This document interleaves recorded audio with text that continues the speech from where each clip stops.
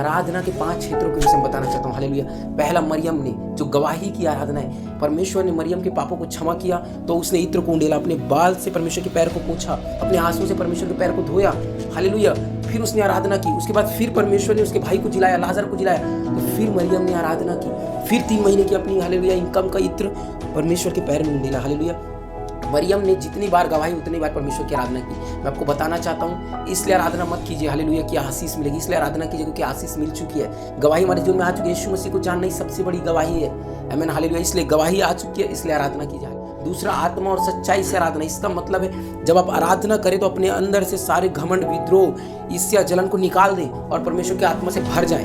आमीन हालेलुया। और अपनी कल्पना में परमेश्वर को सोचें। हालेलुया। क्योंकि अगर आपकी कल्पना में किसी व्यक्ति के बारे में सोच रहे, किसी चर्च के विश्वासी या अपने परिवार वाले के बारे में जिसने आपके साथ बुरा किया, तो और आप आराधना कर रहे हैं, आप उसके विषय में सोच रहे अपनी कल्पना में, तो आप उस व्यक्ति की आराधना करें, परमेश्वर की। आमीन। इसलिए मैं आपसे कहना चाहूँ, जब भी आप आराधना करें तो किसी मनुष्य के बारे में नहीं, परमेश्वर के बारे में सोचा। और आपकी कल्पना में परमेश्वर रहना चाहिए, नहीं तो आराधना मनुष्य को जाएगी। आत्मा के फल से भरकर आराधना। तीसरा, सुरक्षा में आराधना। हालेलुया।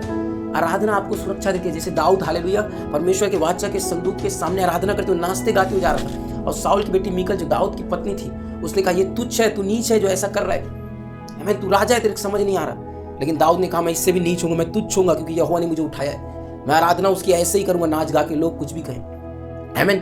और क्या हुआ? मीकल बांझ रही, मरने तक उसकी कोई संतान नहीं, मतलब वो आशाहीन रही, आशीष रहित रही। आमीन। तो आराधना आपको एक ऐसी सुरक्षा देती है कि आपके जो खिलाफ तीर है, आमीन, जो आपके खिलाफ लोग बात कर रहे हैं, आपके खिलाफ लोग योजनाएं बना रहे हैं, शैतान या दुष्ट आत्मा, बीमारी, परमेश्वर उन सारे को पलट देता है यीशु के नाम से। आमीन। परमेश्वर आपको आराधना की सुरक्षा प्रदान करता है। आमीन। पौलुस और सिलास की आराधना, दुख की आराधना, ये दोनों दुख में थे, जेल में थे, हाथ पैर बंधे हुए थे, भयंकर, वहां कोई ऑडियंस नहीं थी। आमीन। लेकिन पौलुस और सिलास ने आराधना की, दोनों ही ने आराधना की और सारे बंधन टूट गए। लोग हमारे ऑडियंस नहीं जब हम आराधना करें, परमेश्वर हमारा ऑडियंस है। परमेश्वर ने कहा तेरे चेहरे को मैंने अपने हाथों पर रचा। परमेश्वर अपने हाथ में हमको देखता है जब हम आराधना करते हैं। इसलिए मैं कहना चाहता हूँ, आप दुख में किसी में भी आराधना कीजिए। जैसे पौलुस और सिलास की आराधना से आमीन उठाने का अधिकारी बदल गया, वैसे हमारे दुख की आराधना से कितने लोग बदल जाएंगे हमें भी नहीं पता। आमीन। 5वां मैं बताना चाहता हूँ, हालेलुया, सामर्थ, यहोवा की शक्ति में आराधना। हालेलुया।